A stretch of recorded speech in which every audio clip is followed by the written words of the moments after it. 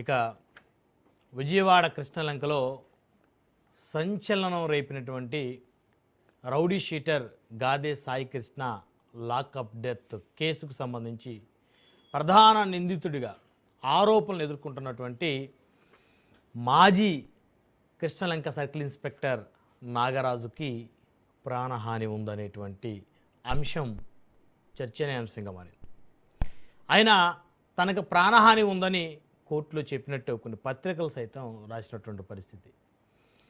CI నాగరాజుకి ఎందుకు ప్రాణహాని ఉంటుంది? ఎవరు నాగరాజుని చంపాలనుకుంటారు? అంటే దీని వెనక ఏదైనా వ్యూహం ఉందా? నాగరాజు కావాలని తప్పించుకునేటువంటి ప్రయత్నంలో భాగంగా తనకు ప్రాణహాని ఉందని కోర్టుకు చెప్పారా? లేకపోతే గాదే సాయి కృష్ణ లాకప్ డెత్ వెనక ఇంకెవరైనా పెద్దలు ఉన్నారా?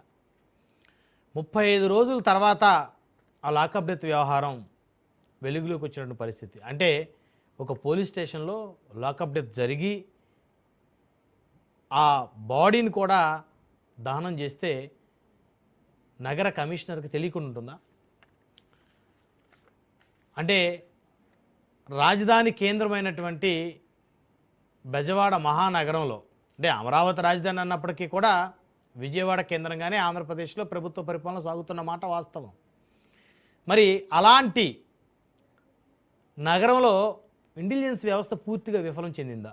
ఒకవేళ లాకప్ డెత్ అనేది నిజమే అయితే, ఇప్పటి వరకు లాకప్ డెత్ జరిగిందని, శవాన్ని దహనం చేశారనేటువంటి ఒక రిపోర్ట్ని అయితే సిట్ అయితే ఇంకా ఇవ్వలేదు ఎవరికి.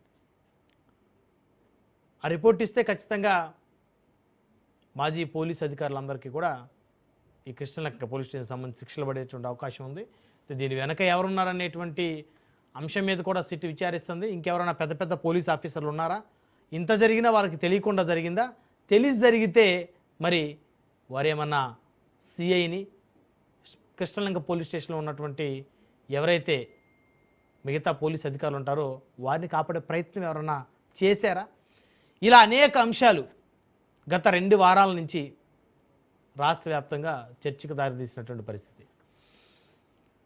ఇకపోతే కృష్ణలంక సిఐ నాగరాజుకి ప్రాణహాని ఉంది అనేటువంటి అంశం చాలా ఆందోళన కలిగించేటువంటి అంశం. ఇక మరొక అంశం చూస్తే, ఇదే కృష్ణలంక పోలీస్ స్టేషన్ పరిధిలో మరొక రౌడీ షీటర్ క్రాంతి కుమార్ అనేటువంటి వ్యక్తి ఆత్మహత్య చేసుకుని చనిపోయాడు.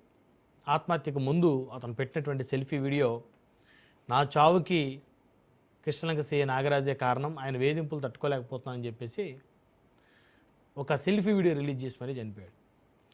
అయితే మాజీ ముఖ్యమంత్రి వైఎస్ జగన్మోహన్ రెడ్డి క్రాంతి కుమార్ కుటుంబ సభ్యులు కూడా నిన్న ఆయన పరామర్శించారు. అయితే అంతకుముందు గాదే సాయి కృష్ణ కుటుంబ సభ్యులను పరామర్శించారు కృష్ణలంక వెళ్ళి. అయితే ఇదే గాదే సాయి కృష్ణ చేతిలో హత్యకు గురైనటువంటి నవీన్ రెడ్డి అనేటువంటి మరొక యువకుడి ఇంటికి ఇంతవరకు జగన్మోహన్ రెడ్డి వెళ్ళలేదు. దాని మీద ఈ కూటమి పార్టీలు మాట్లాడుతున్న పరిస్థితి ఉంది.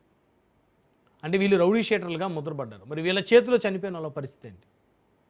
అంటే జగన్ రౌడీ షీటర్లుగా మద్దతిస్తారా అనేటువంటి అంశం ఈ కూటమి పార్టీలు మాట్లాడుతున్న పరిస్థితి.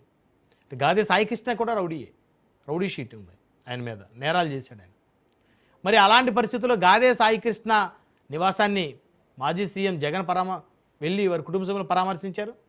అదేవిధంగా అదే కుటుంబ సభ్యులను ముఖ్యమంత్రి చంద్రబాబు నాయుడు ఆయన దగ్గర పిలిపించుకొని మరి వారిని ఓదార్చి న్యాయం జరుగుతుందని చెప్పేసి భరోసా ఇచ్చారు. అంటే ఒక్కటే కుటుంబాన్ని ఒకరు పరామర్శిస్తే నేరస్తులను పరామర్శించినట్టు, మరొకరు పరామర్శిస్తే ధైర్యం చెప్పినట్టు అనేటువంటి ఎపిసోడ్ కరెక్ట్ కాదనేది నా అభిప్రాయం.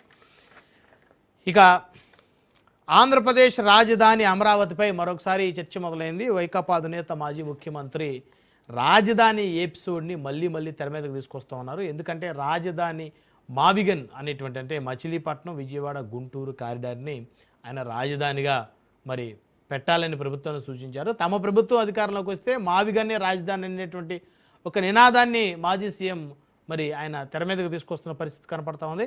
అమరావతికి ఆయన మద్దతు తెలపకపోవటం, అమరావతిని ఆ యొక్క నిర్మాణాన్ని, అభివృద్ధిని గాలి కొదిలేయటం వల్లే వైకాపా పూర్తిగా 11 స్థానాల పరిమితమై ప్రతిపక్ష హోదా కోల్పోయిందని పదే అధికార పక్ష పార్టీలు ప్రచారం చేస్తున్నప్పటికీ కూడా మళ్ళీ మావిగన్ అనే అంశాన్ని మాజీ సీఎం తెర మీదకు తీసుకొని వచ్చారు. సో ఇక మావిగన్ని వైసీపీ తనకు అనుకూలంగా మార్చుకునేటువంటి ఒక ప్రయత్నం కూడా చేయబోతోంది. మరి మావిగన్ వల్ల వైసీపీకి లాభమా నష్టమా? ఈ అంశాలన్నీ చర్చిద్దాం. ఇదే వాళ్ళ పవర్ డిబేట్, రాజకీయ చదరంగం. ఈ డిబేట్లో మనతో పాల్గొంటున్నారు